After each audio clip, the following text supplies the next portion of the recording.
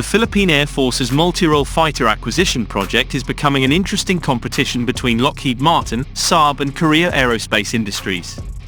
With only around $1.4 billion United States dollars to use, including the budget to procure the necessary munitions like BVRAAM, high off-bore sight SRAAM, standoff and anti-ship missiles, and targeting pods, the wiggle room is limited due to low budget. Lockheed Martin's original offer of 12 new F-16C D Block 70 Vipers together with several rounds of AIM-120C7 AMRAAMs, spares and support package for 5 years, costs twice the PAF's MRF budget, and now it appears that they have reduced the package inclusions so the PAF could acquire at least 7 F-16 Vipers. The US government is also throwing in between 2 to 5 F-16C D Block 30 or 40 Fighting Falcons for hot transfer as part of the deal, to allow immediate training and familiarization with the type. Saab is offering 14 new JAS-39C D Gripens, with a basic integrated logistics support package for 1 or 2 years. It remains to be confirmed if Saab will upgrade these aircraft with the current program that is scheduled for implementation with Sweden's own JAS-39C D Gripens. Korea Aerospace Industries appears to fit resale of 24 upgraded FA-50 Block 20 or Block 70 based on their new block classification, Fighting Eagle LCA, and may even afford the upgrade of the PAF's exciting FA-50PH aircraft to Block 70 standard. While not considered as real multi-role fighters, the FA-50 is being touted to be a small MRF that can do at least 70 to 80% of what the F-16 Block 70 Viper can do, minus the munitions carrying capacity, range, and power.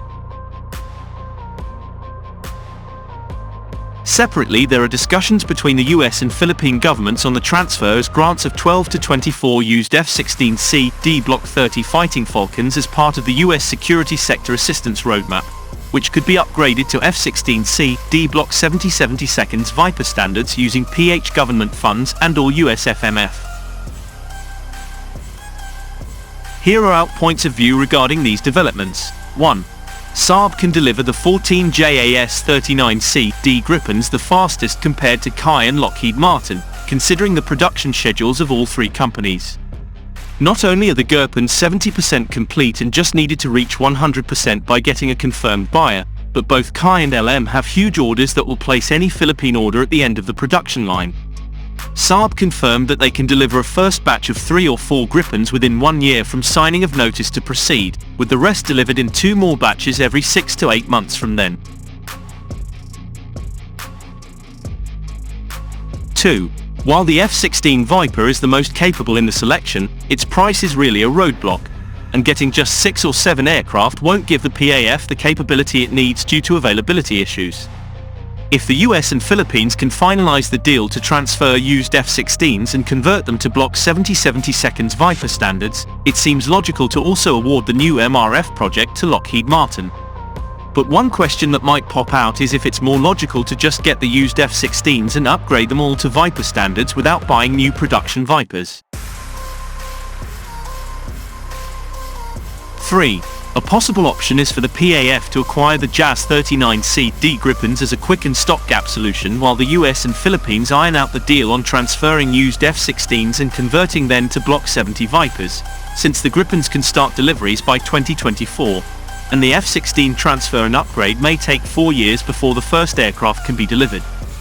But this means having 2 different MRFs in small quantities, which makes logistics and training more complicated.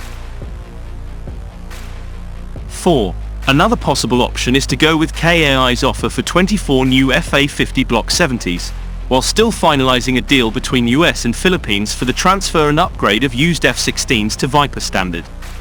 This is easier for logistics and training since the PAF already uses the FA-50PH. But again, the FA-50s might take longer to deliver than the Gripens, while there is still a question of them being able to address the threats in the West Philippine Sea due to their shorter legs. Using extra fuel tanks means less munitions carrying capacity, although the 300-gallon centerline tank may help a bit.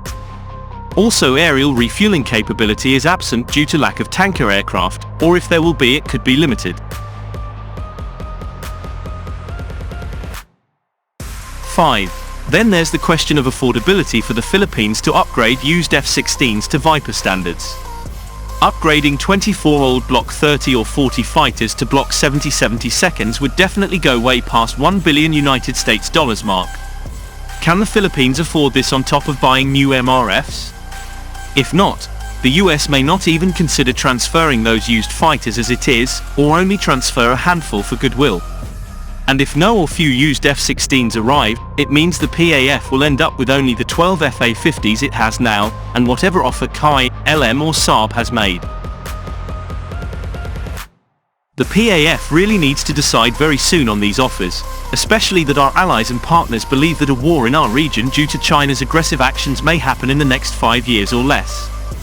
The Philippines will be caught again with its pants down, just like 82 years ago.